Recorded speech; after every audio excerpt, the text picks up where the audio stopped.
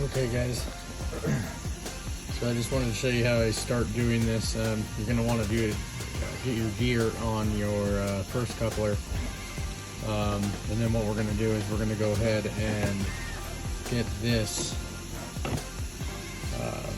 This is going to be our bearing holder.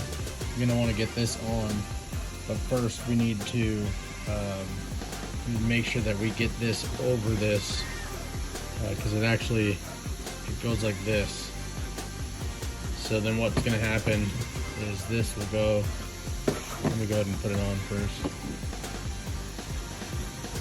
So this will go right there, and then this actually gets mounted to that ring, just like so.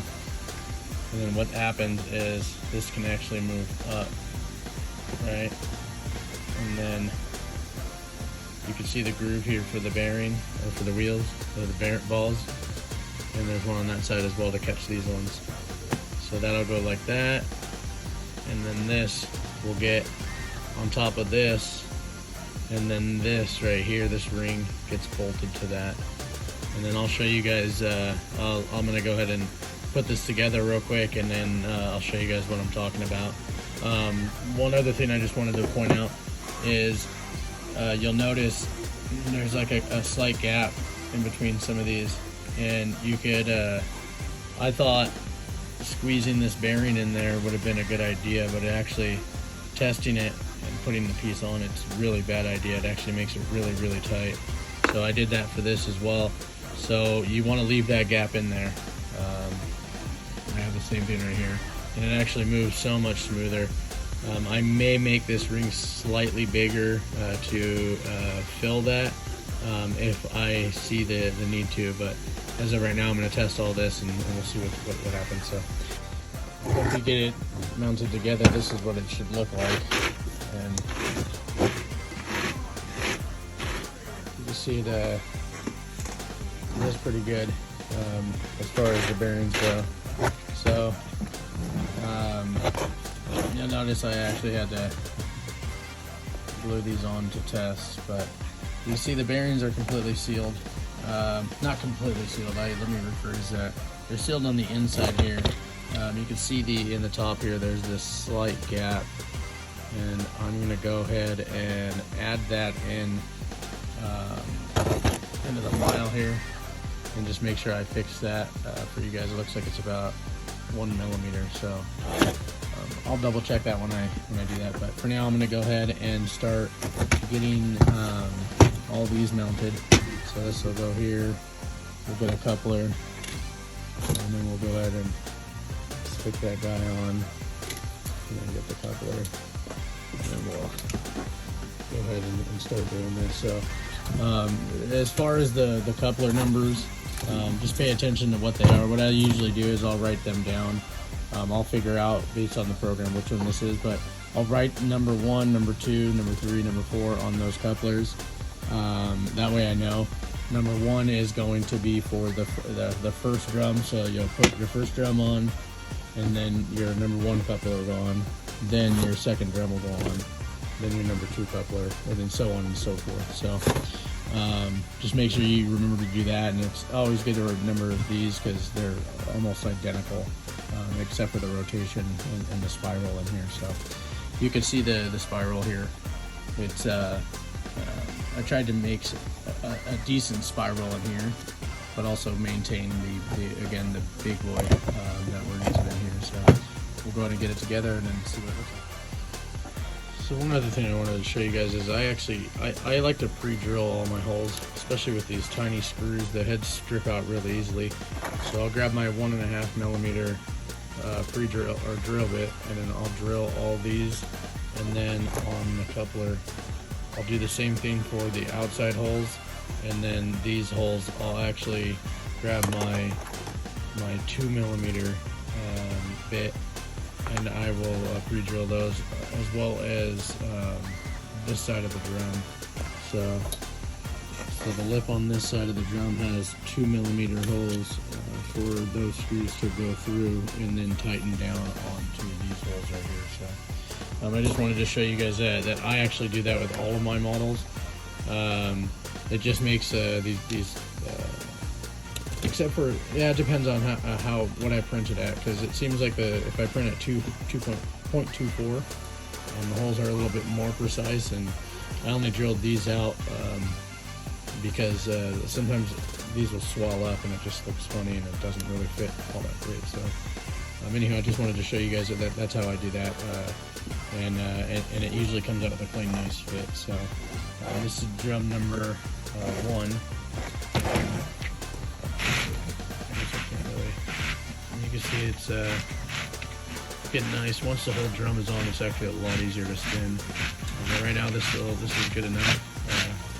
So let's see what it looks like when I get it done. You guys also notice that there's I'm only using the 8 screws. You can put 16 in here. It doesn't, in my opinion, the 8 works really well. And to be honest, my hand starts to hurt after a little while, especially with these guys.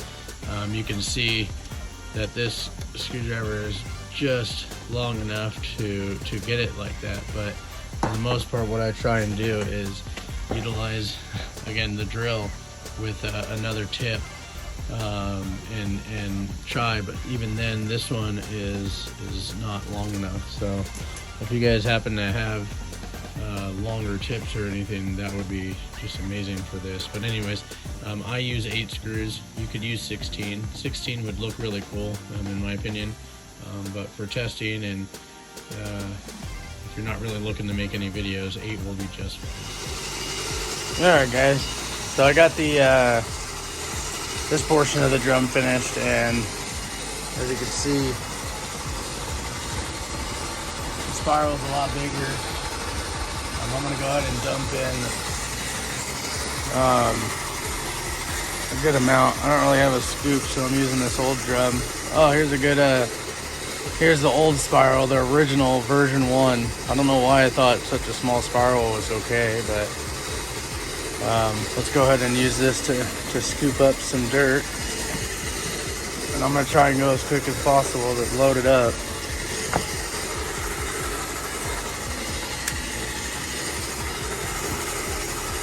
Alright, so I just kind of filled it up. Let's see how much I put in there. I hope that's quite a bit.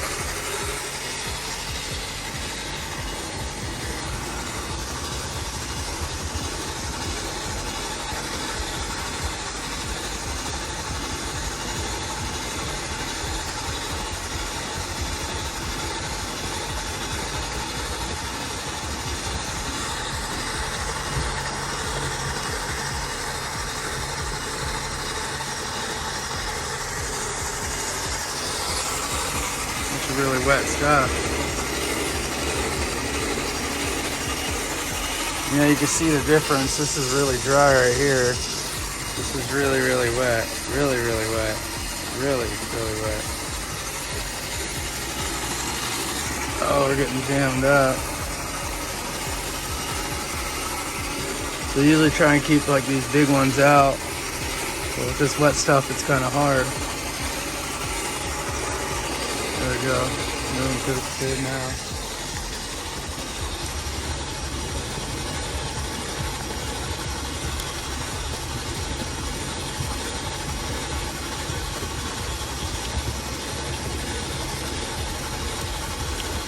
Now it's pretty much dumped that whole bit in there.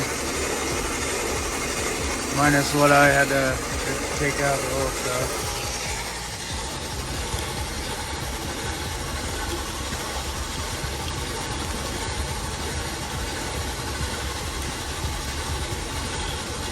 It's worked through it pretty good. A lot of the wet stuff is going to drop through here.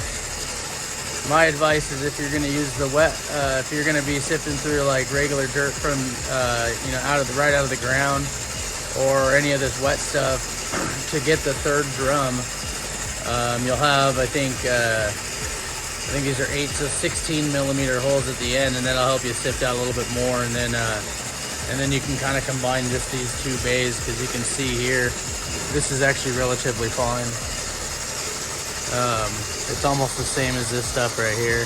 This is like really, really fine, but when I sift through this dry stuff, it actually It works really, really well. You can see this is really fine stuff, and then that's the second, and then that's what comes out there, and the discharge. But yeah, it's gone through pretty much all of that. It's definitely, I guess it would be a slower machine, but I'm running at max speed, and I can't remember which RPM motor, and I think it's using an 80 turn. An 80 turn. I don't know if you guys can see it, but it's like an 80 turn 550 crawler motor on a gearbox, and I think that's a 32 to 1, or I'll have to double check my notes and so I can show you guys. But yeah, you can see it sifted through that stuff pretty well. I like it. It's not really getting I guess there's not too many big stuff in here. It's all just really fine stuff. And that's what's coming out of here. So, which is good. This is the stuff I want. You can kind of see the difference. I don't know if you can see it here, but here's the really fine stuff, and then this is 4mm hole. This is 8mm hole. I could be wrong. This might be 12mm. Anyway, and then I'm gonna add more drums for everybody. The dry stuff. I have 3, 6, and 8, I believe. That's like if you're using some like sand or anything like that, where you have very small rocks or you're adding rocks. And then these drums are going to be good for like this kind of material, like this dry stuff, and then as well as some of this wet stuff. So, like I said, if you have the room, especially, and the real wet stuff like this, you could get this another time if you use the 16mm drum, and then you'll get stuff like like this kind of stuff. And this is cool for like, edging the roads and things like that. But for now, this is going to do great. I'm going to go ahead, and what I'll end up doing is, because it's so wet, is I'll end up putting it over, like over here, storing it over here, kind of like this pile, but clean this up and store it over here, let it dry out, and then I'll sift it one more time. But the sorting machine will go back over here, and then I'll go ahead and finish building the rest of the hopper. It actually comes up a little bit more, and even then this is pretty tall. So but yeah, that's it. I'm gonna go ahead and update the files here, and then yeah, hopefully you guys can all make use of it as well. So thanks.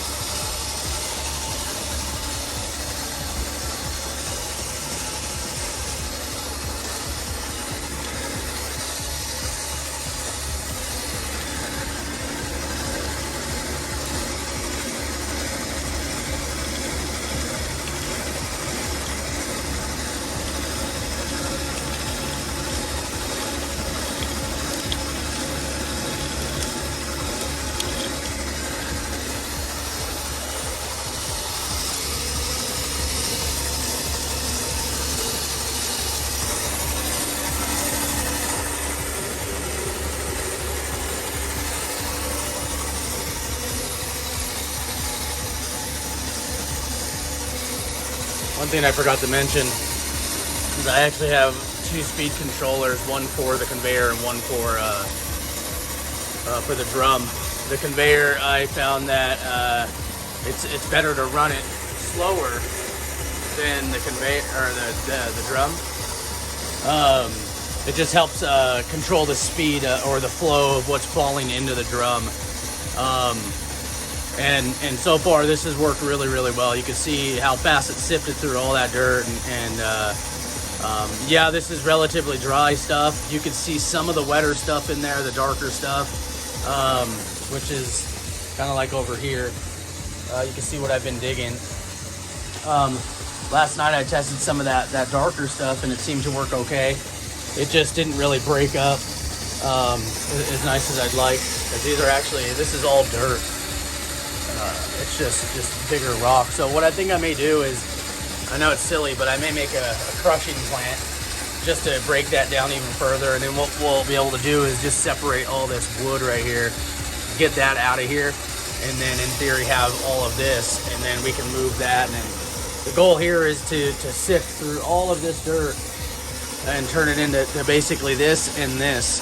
And this is just what will represent this fine rock, and this will be our actual dirt. And you can see it's pretty fine stuff.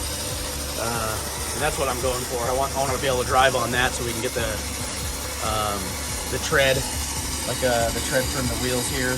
That would be awesome, or the tracks, or anything like that. So yeah, I'm gonna go ahead and upload these files and organize the older ones and things like that. And I think this is it right here. This is pretty done, or done pretty well. So just to make sure that you guys know what has changed in here. Right in here we got 2 bearings essentially. They're ball bearings, not actual bearings with the housings. It's just the balls from the bearings, and it's inside of the housing, and they're not greased or anything. They're just floating around, and not floating around, but they're inside the groove on both sides, and you can see how well it's spinning. You can hear it. It's without the bearings, you heard it before. It was really, really loud. The motor down below would get very hot, but this again seems to work really, really well. I think what I'll do is I'll go ahead and print the other set of the 16mm drums, and we'll go ahead and extend this as well, make it a 3-bay. But for now, like I said, I'm going to go ahead and call this. This is I really like how this came out, and how it's working. So thanks guys, and look forward to the update.